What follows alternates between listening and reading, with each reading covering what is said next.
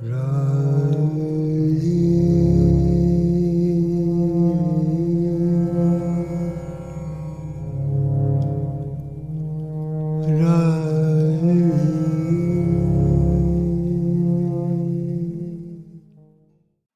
Sunday to all of you.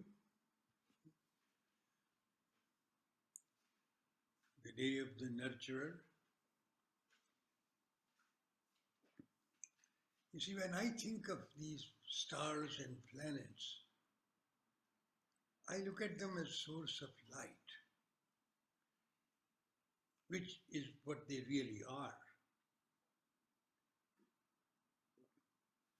Because we call them a planet, and then the scientists tell us there are rocks and there are gases and there are this, it just diverts our attention from what it really is about. It's like we become a librarian of the world.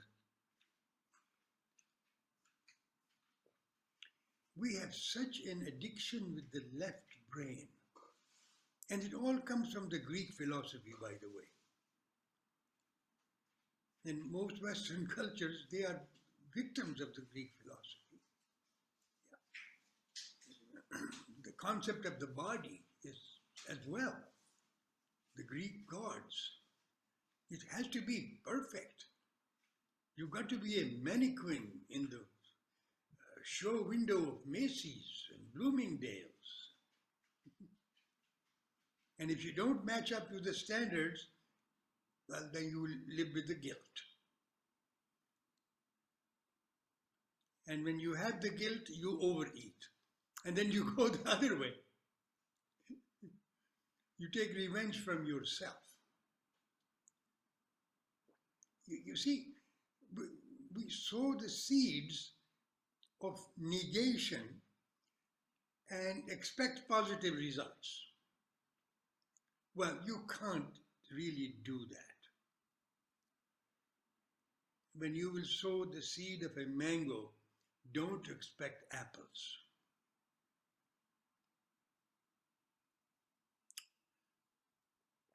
So looking at the world is the way you experience it.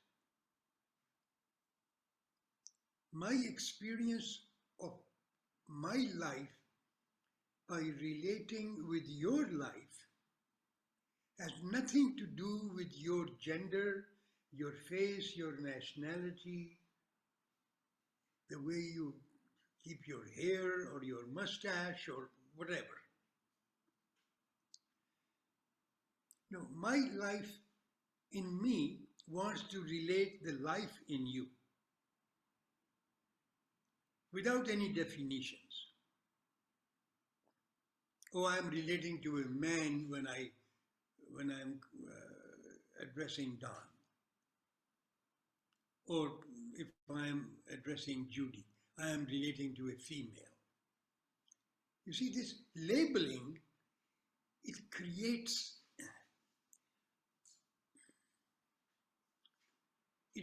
that sense of duality,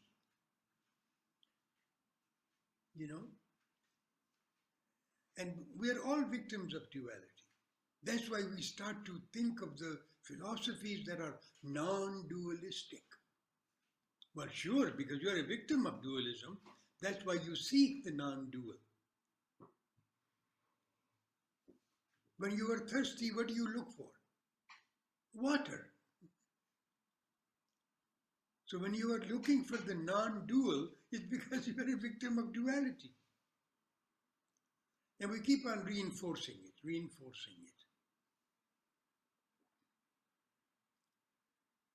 Children are taught right from the early childhood. What do you say? Thank you. They don't want to say thank you, but they're expected to. So therefore, parents have to reinforce it all the time.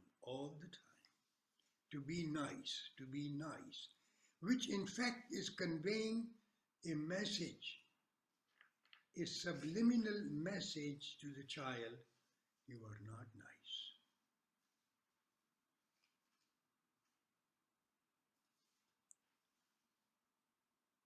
You see how the psyche interprets things.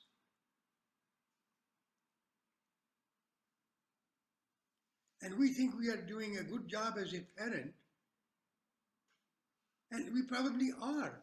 But some of the strategies that we use, they really are not good strategies. So until you start to look at these things in yourself, that's why, to try to change the world is really a mistake. No matter how hard I try. I'm lucky if I can change myself, let alone my students. All I can do is point the way to think right, to feel right. That is not to say that as a therapist, when somebody says that I have this feeling, I'm not going to say that the feeling is wrong.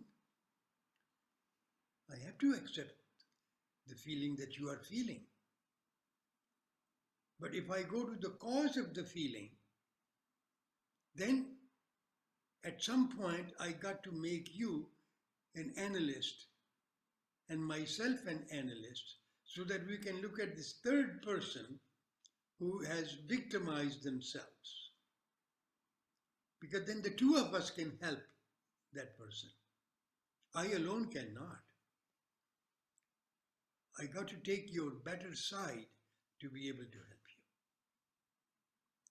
So you and I together can make a change, and that may work. Otherwise, people don't really change. Our habits are so deeply ingrained that we don't really change. I mean, primarily, you can change a habit, you can change a behavior with some, persistence. But the core being is very difficult to change.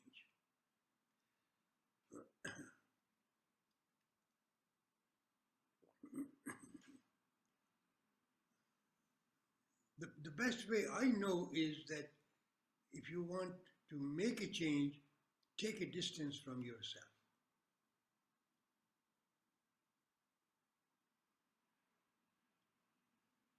Then how do you take a distance from yourself? That's where the sound comes as a rescue.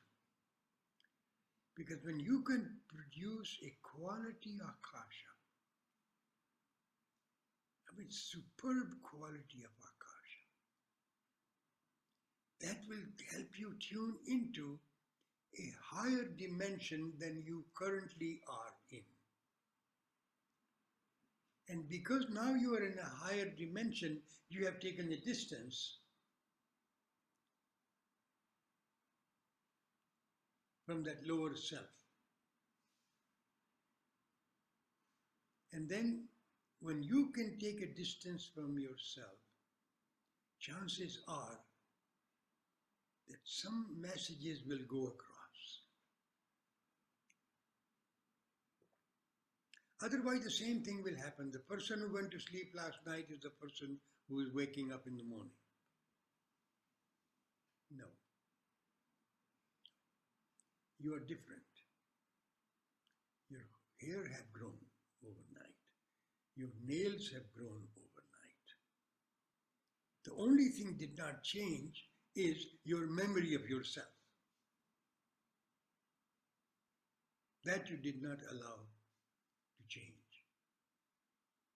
And that is important. So this visualization that at night I sometimes do that myself, when I can't stop thinking about something that's just persistently occupying my psyche. Then I start to just breathe in.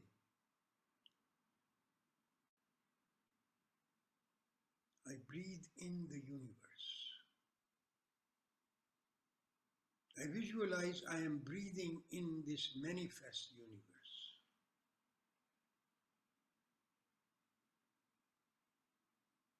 And I keep breathing in until the universe is all in me.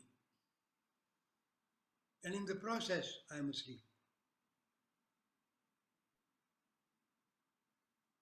Maybe after 6 breaths or 10 breaths, depends on the night and the vastness of the universe. And then in the morning when I wake up, I am going to exhale that universe. Every breath that goes out, wow, universe is back in its place. The only thing it did for me is that my memory of me of yesterday was not supported by my psyche because I was dealing with the universe, not occupied by me. So that way you give rest to your psyche. Otherwise, always remembering who you are is just like lies. You know, every lie you ever told anybody, you will have to remember. Million truths you have, you don't have to remember them. But every lie you will have to remember.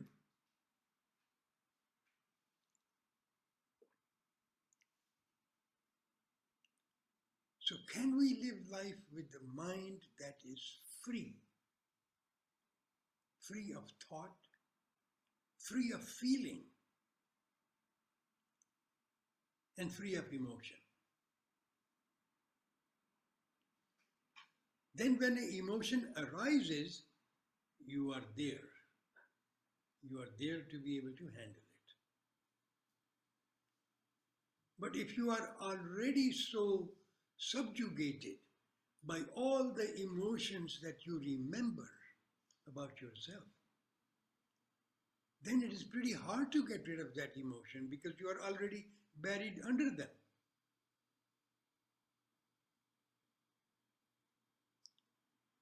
How to stay empty?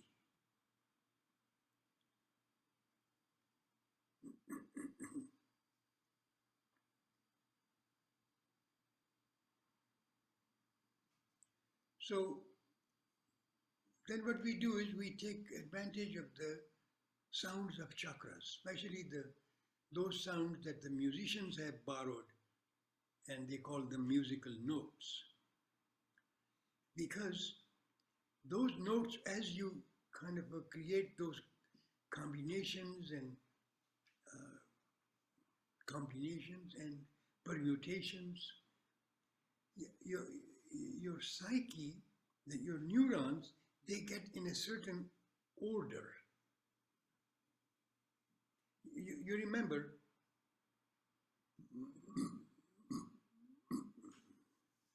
brain loves order. Always remember that. Those are the real truths in the carvings in the stone. Brain loves order. Brain loves symmetry.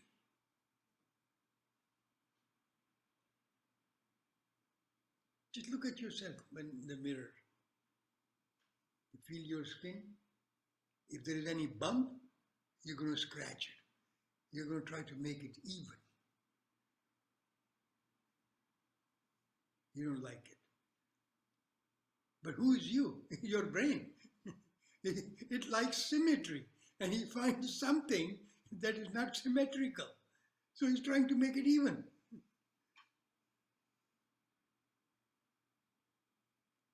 You see? Problem is, most people have this precious equipment they carry with them, but they don't know much about it. Human beings are born with such a complicated machinery, and there is no manual. I'm having a hard time with the phone without a manual.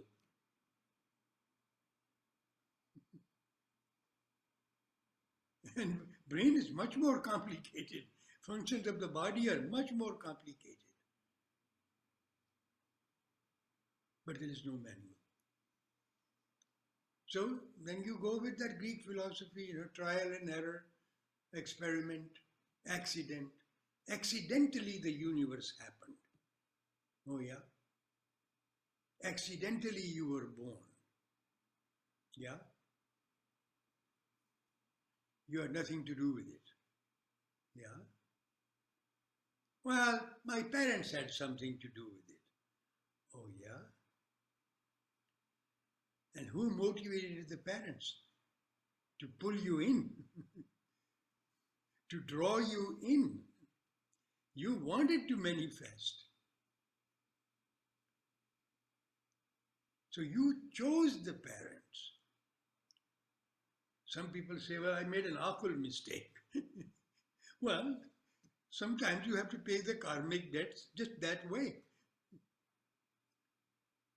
At least next time you will be wiser. Because for every fall, the child learns not to repeat that mistake that made the child fall. That's another law of nature. That we learn from our mistakes. We don't learn much from others, but we do learn from our mistakes. And some people are maha stupid. They don't even learn from their mistakes until they really, really get hurt. And those hurts can sometimes be very deep. So when you use these sounds, these notes, in a proper connection with a proper relationship, what you are doing is you are making your neurons to fire in an orderly manner. Do you understand? You permit your neurons to fire instead of haphazardly, in a symmetrical way. Let's just experiment, just for a few minutes. I'm going to do it in a little bit more speedier way than I normally do, because I would like you to feel that.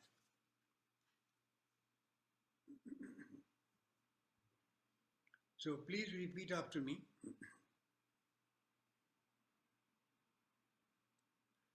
Sa re ga re sa.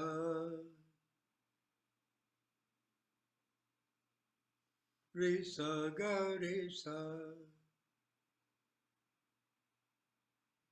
Sa ga re re sa. Ga sa re re sa. Re ga sa re sa. Ga re sa re sa.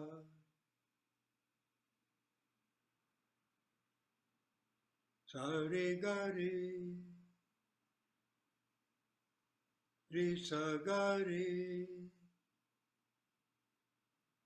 Sa ga re re.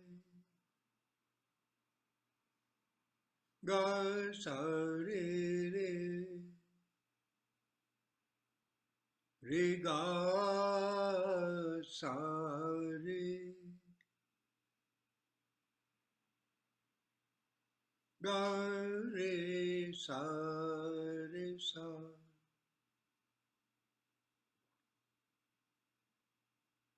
Sa re ga ga. Re sa ga ga. Sa ga re ga ga.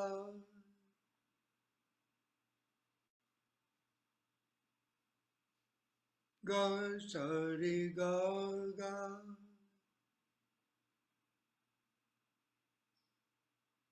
Re ga sa ga ga.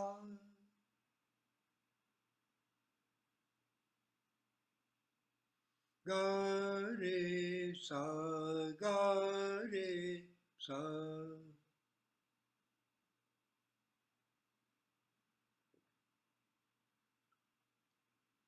Sa re ga re sa ga re sa.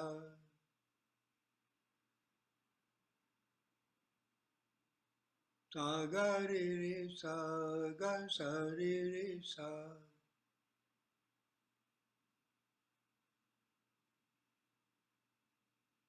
Re ga sa re sa ga re sa re sa.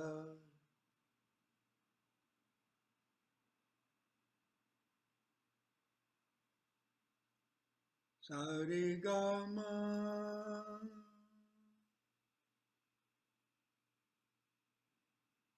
Re sa ga ma.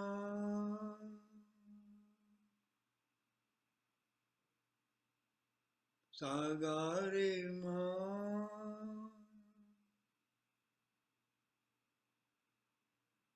Ga sa re ma.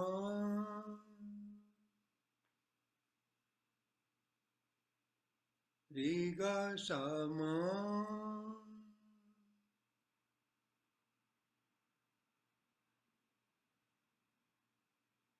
Ga re sa ma.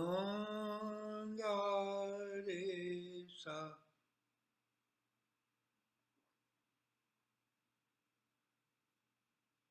Sa re ga ma pa.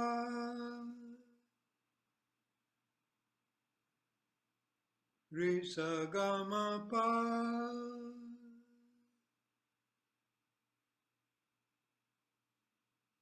Sa ga re ma pa.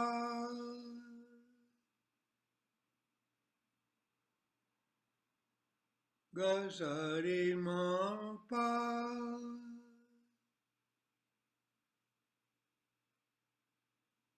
Re ga sa ma pa.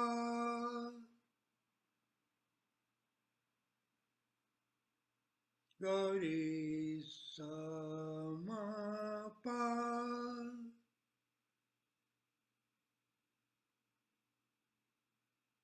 Pa ma ga re sa.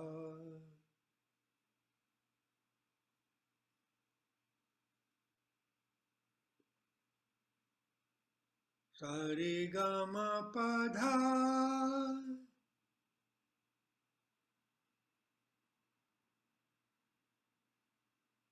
Re sa ga ma pa dha.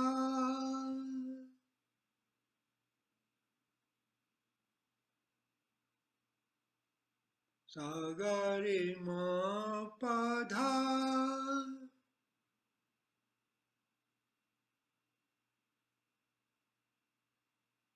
Ga sa re ma pa dha.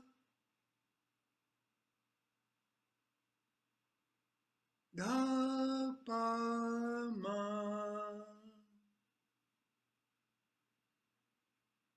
Ga re sa.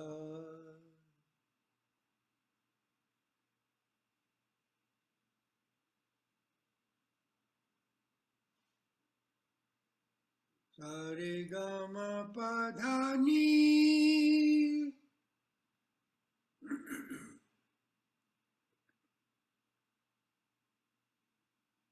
Re sa ga ma pa dha ni.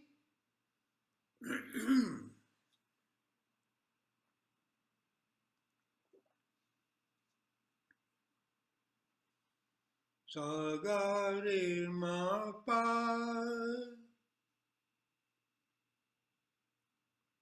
dha ni.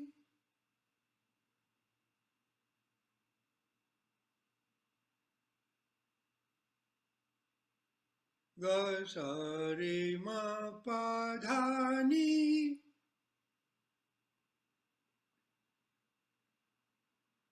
Sa.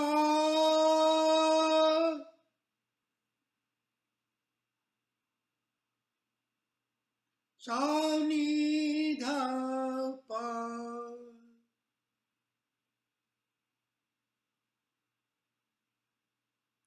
Sa ni dha pa.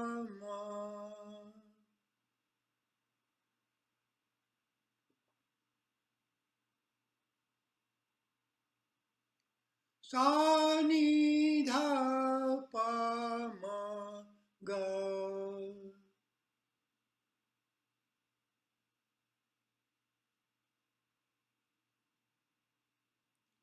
Re sa.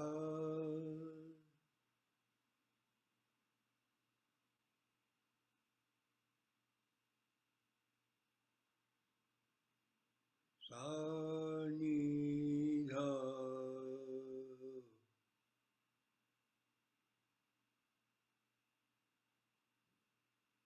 Sa ni dha pa ma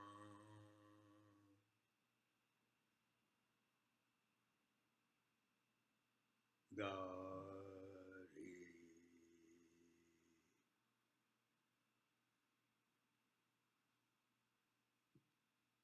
Sa.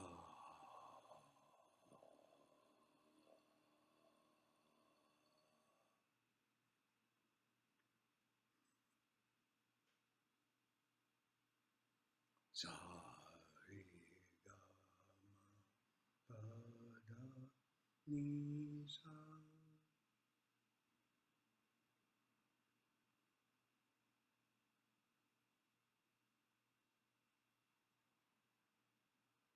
Sa re ga ma pa da ni sa.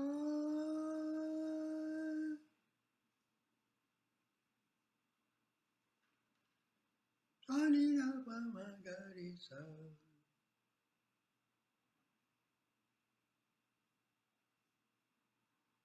Ha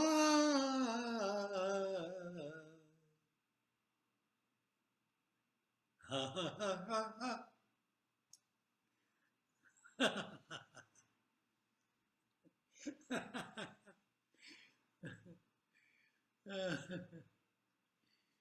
Yeah.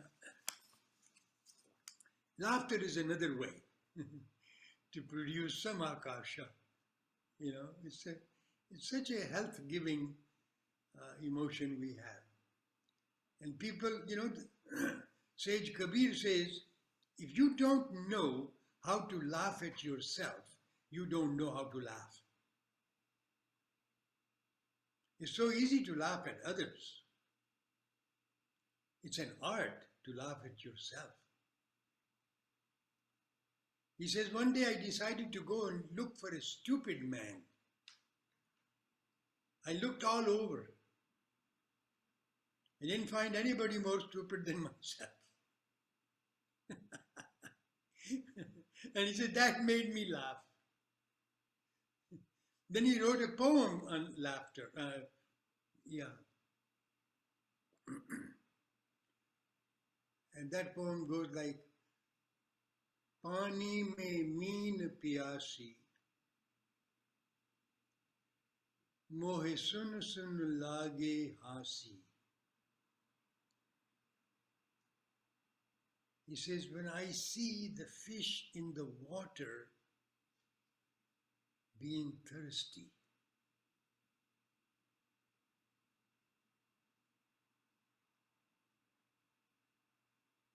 whenever I hear that, that makes me laugh.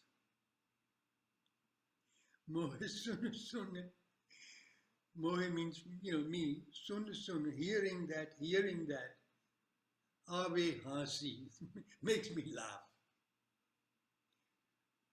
The fish in the water is thirsty. That makes me laugh.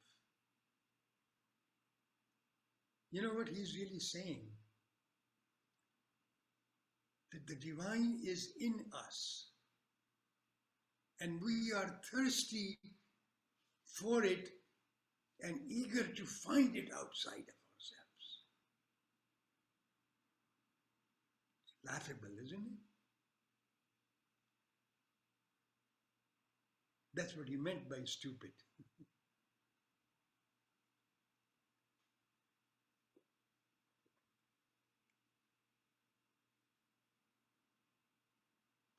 Pani mein meen piyasi, mohe sun sun lage hasi.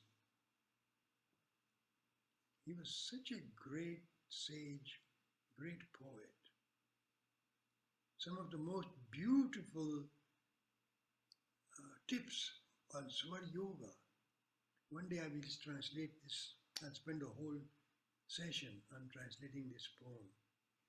So incredible. I would even play it for you, sung by one of my favorite singers.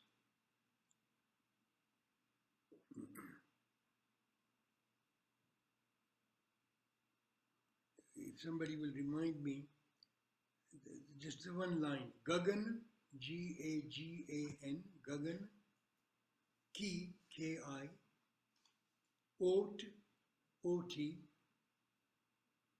Nishana, Nishana, Hai, Hae. Gagan ki Ot Nishana hai.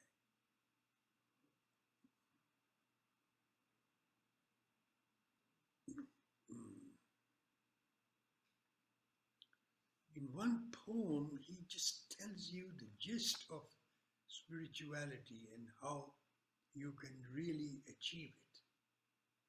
Just in one poem. That's how brilliant he was. And there are brilliant people who have a PhD in Kabir.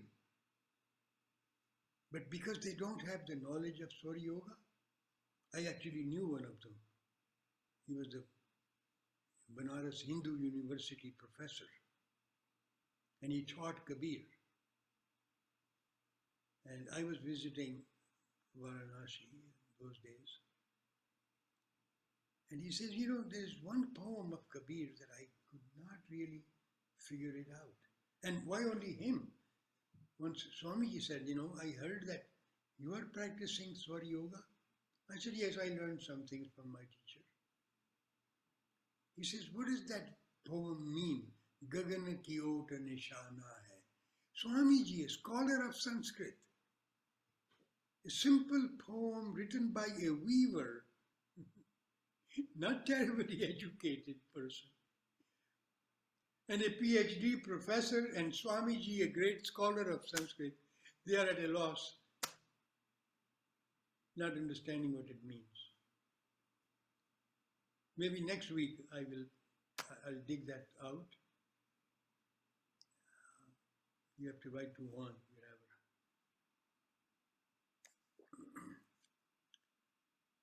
Gagan ki ot nishana.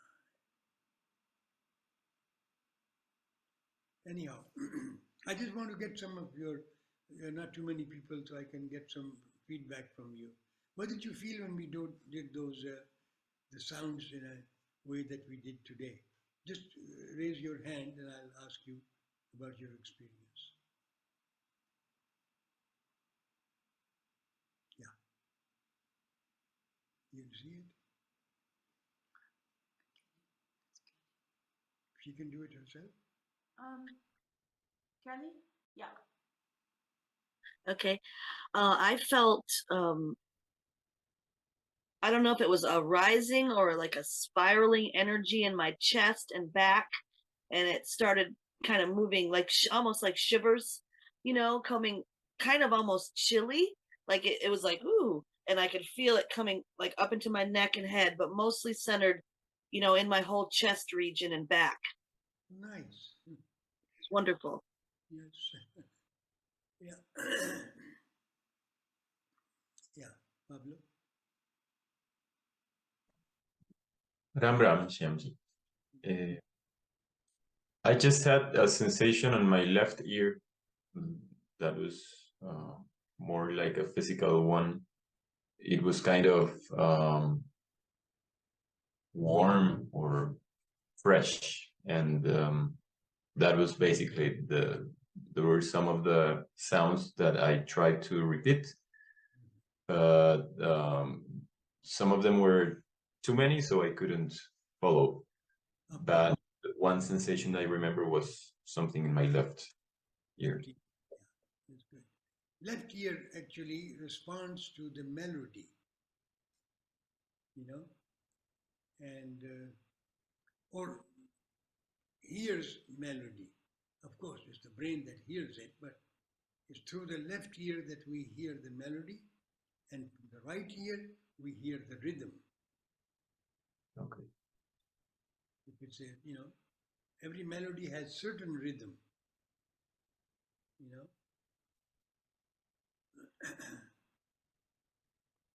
It's so extraordinary how senses, they bring in the messages to our brain, and there are certain regions in the brain that respond to it. It's incredible. Anyone else? Deborah? Ram Ram. I kept feeling tickling and tingling always up the left side, almost where I wondered if there was an insect, like I felt like they were tickling me.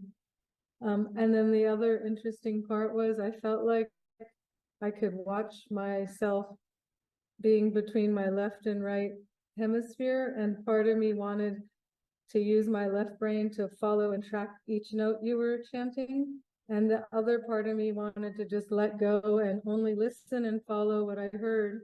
And the more I could let go, the better I could chant without like grabbing, like remember, oh, I got to remember what he just did, the pattern. Or so, but I kept playing in my head, like, and I wanted to be on the letting go side more because it seemed to flow more naturally that way. You see how wonderful it is that you could feel that activity of the left brain and you could separate from it, and you say, well, for the moment I can do without you. Let me just feel things instead of know things. You see? Which gives you a tip about your psyche. If you are obsessed with a thought, you know how to bring your attention elsewhere. Most of the times you will see that you are breathing with the right nostril when an obsessive thought is persisting, or a persistent emotion is dominating. That happens usually when your left nostril is more open. It's the same thing. You can shift it. You can even change your breath by laying on the same side. If I want to open up my right nostril, I just lay down for a minute, put a little pillow under my armpit, and in a minute my right nostril will be open. And the moment the right nostril opens, your left brain has taken over. And the left brain tells you, you don't need to be feeling that emotion. That's stupid. And the brain doesn't like insults. The moment you say it's stupid to feel that or stupid to think that, you have renounced it already. Because nobody wants to feel stupid. We do stupid things sometimes.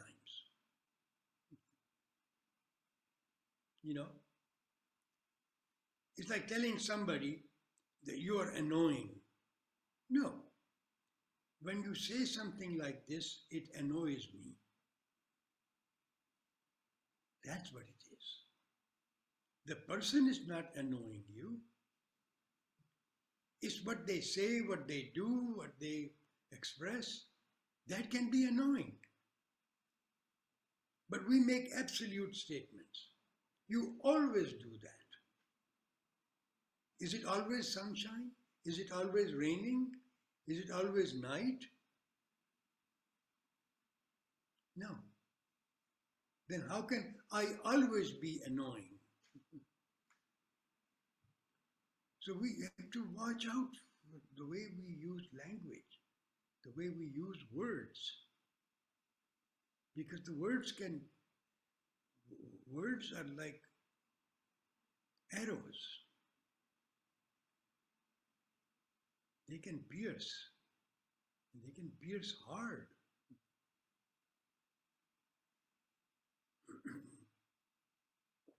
Yeah. All right, let's do a mantra.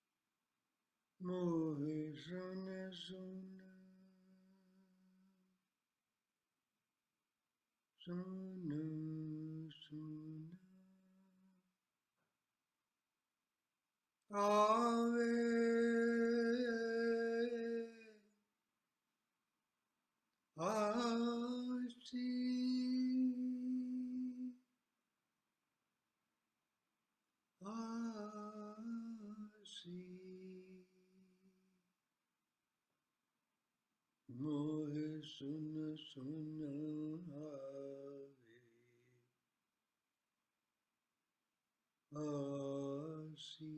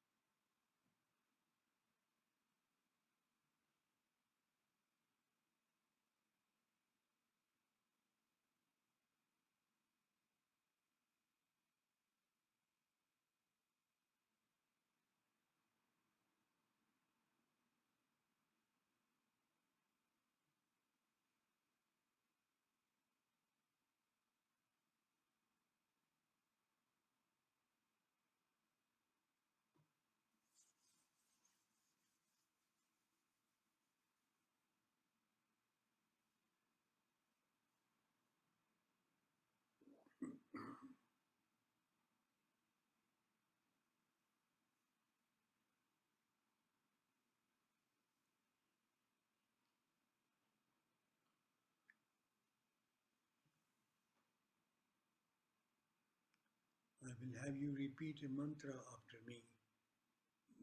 I was planning to chant a mantra, but the Kabir's poem will not leave my psyche, so I thought I would just chant that and get it out of my system before I chant a mantra.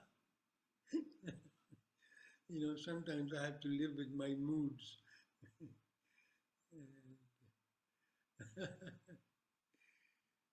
Yeah.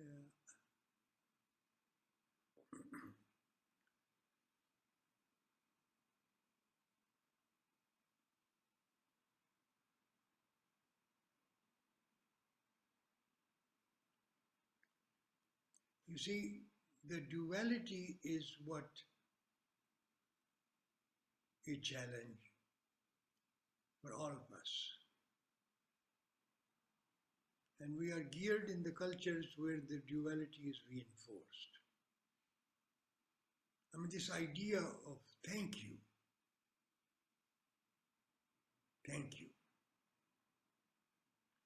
I don't know, whenever I wash my hands, I don't know if my left hand thanks my right hand or the right hand thanks my left hand. Because they are one.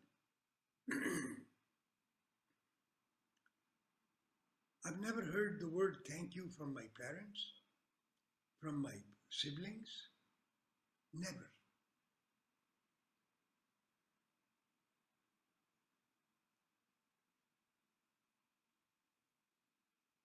In Bollywood movies, we sometimes, some Western manners filter through and people use the word thank you. There is a word, dhanyavad, which means, yeah, thank you. But it's rarely used. Now more educated people have started to use it because English is becoming almost like a popular language in India, especially among the educated ones. But you go to the villages, they don't have a word. They don't even know the word dhanyavad because you got to be educated to know that much of a language to know the word thank you that exists in the dictionary. In a colloquial language, there is no word for Thank you. So if you need to ask directions for the airport from somebody and they give you the directions, they don't expect you to say thank you. And it's not considered impolite.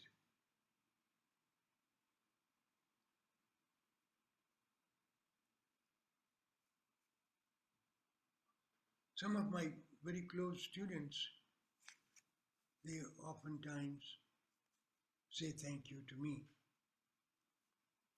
And once or twice I brought to their attention, why do you keep reinforcing the duality?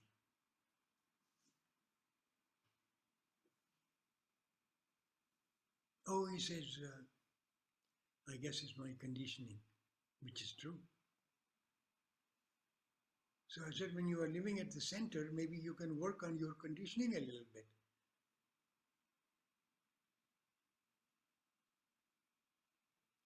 Because if you keep on reinforcing the duality with the hope that you are going to reach the unity, well, then the unity is just a concept. You see, every concept without a perception has to be based on faith.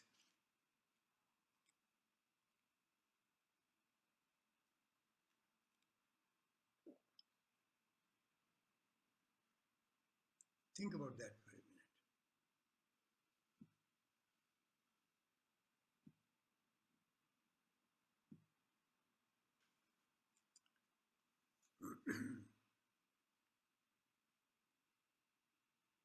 When you use the word love, if you don't perceive the feeling of love, then it is not love. Then it's just a conventional term when you talk to people on the phone, I love you too. I love you 3. I love you 4. It's just words. No. What does the word love really mean? To me, the perception of love is care. Whatever you care for is what you love. You care for your cat, you love your cat. You care for your baby, you love your baby. You care for your parents, you love your parents. Caring means donating your energy to them, offering your energy to them. And then you don't have to say, I love you. Do you see the point I'm trying to make?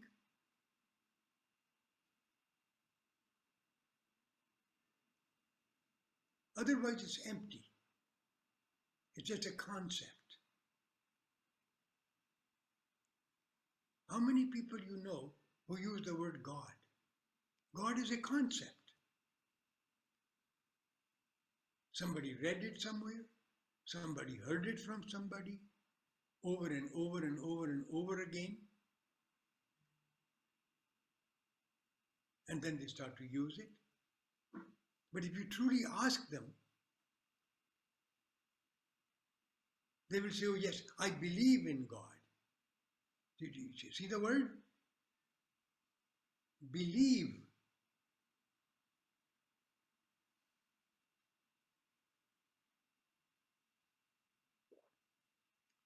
You believe in the unseen.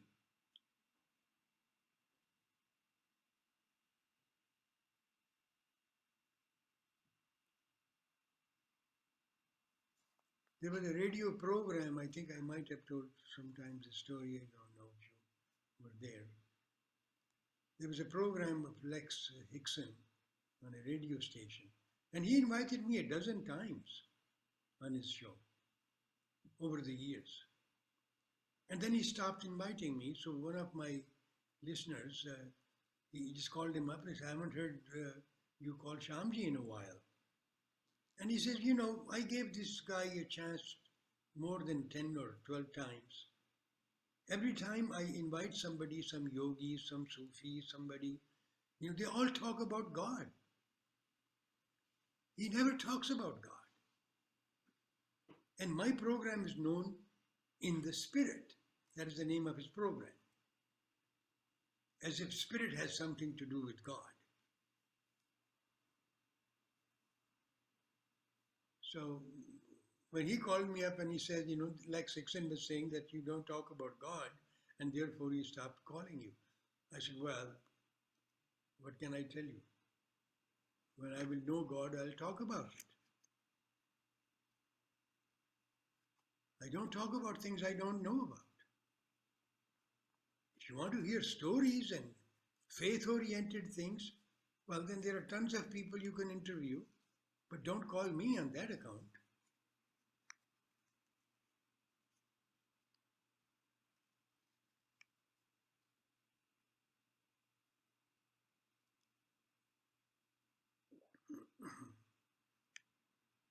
Don't do that. So just spare yourself from these blind faiths, which really are blind. They blind you. They keep you from seeing the truth, from observing the facts. And then God is doing it to me. All right.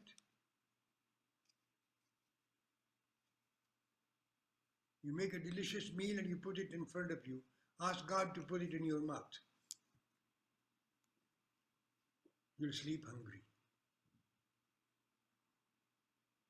So telling yourself stories and stories, and we are story addicts anyway. We believe in the stories. Whatever story you hear over and over again, you believe it.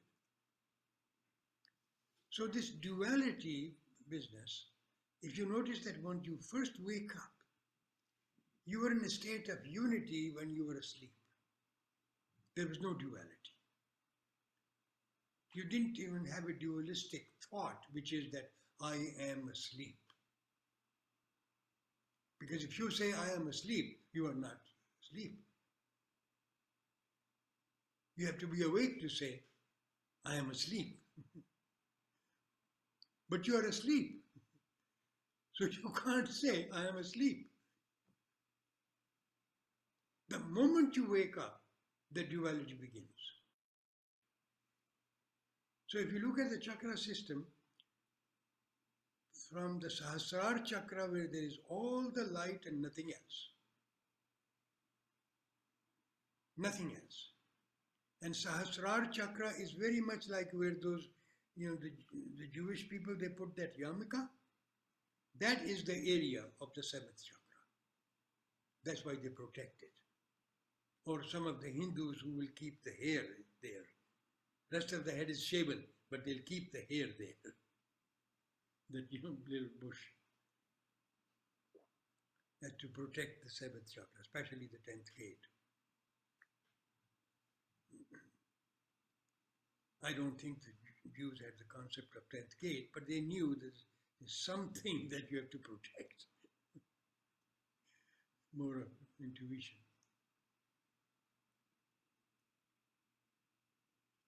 So the moment the energy comes down to the 6th chakra, duality begins. You're awake.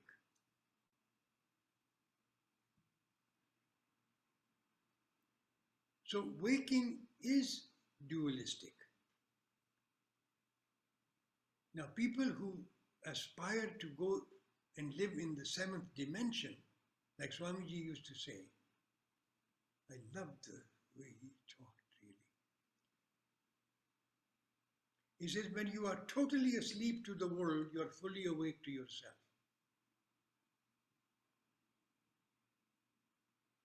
Think about that one for a minute.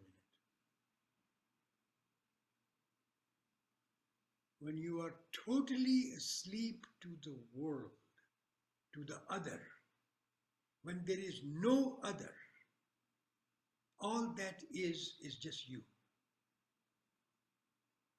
It's you in the other. You see yourself in the other.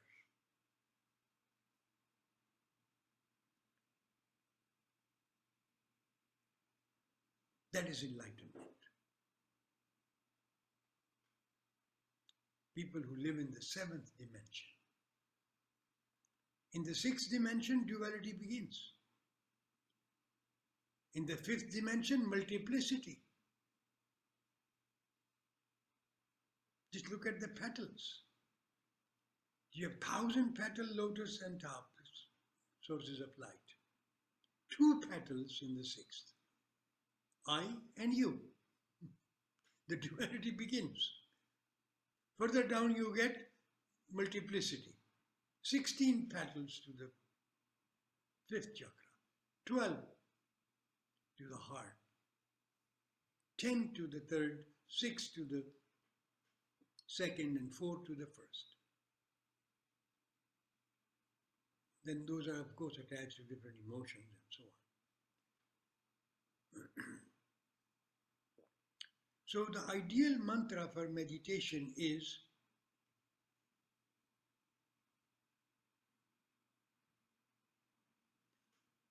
Ardhanarishwaraya Namah.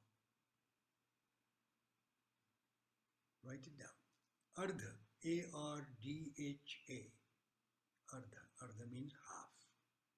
Nari, N-A-R-I. Nari is the female in me. Isha, I-S-A. Isha is male in me and in you. Your right side and your left side. Ardha Narishwara. Arishvara, that occupies you. Different words put together. Sanskrit is a very complicated language. You can put so many words together in one. So, Ardhanarishwaraya, pertaining to the duality in me, is Ardhanarishwara. And I am saying Namah. That's not who I am. Namah means that's not me. That's not who I am. So the thought that you want to have in your mind, before you even decide to sit to meditate, that I am going to a unitive place, you've got to think that. I am going to a united place. And then you say, Ardhanarishwaraya Namah. I am beyond duality. I am beyond my duality.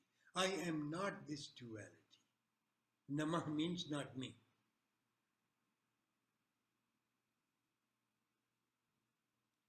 So if you can remember just that, you can also make a little melody out of it. Om Ardhanarishwaraya